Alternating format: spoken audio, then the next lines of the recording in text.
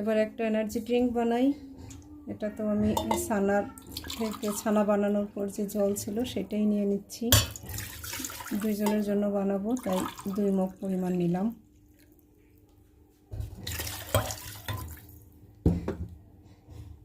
দিয়ে দিচ্ছি cocoa powder, এটা ব্ল্যাক চকলেট আর কি।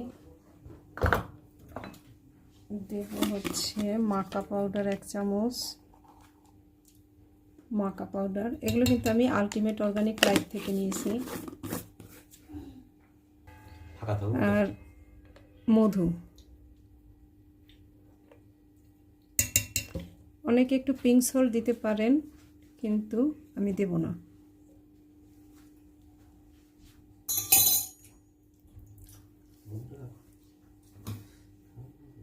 এবার ব্লেন্ড করে নিচ্ছি।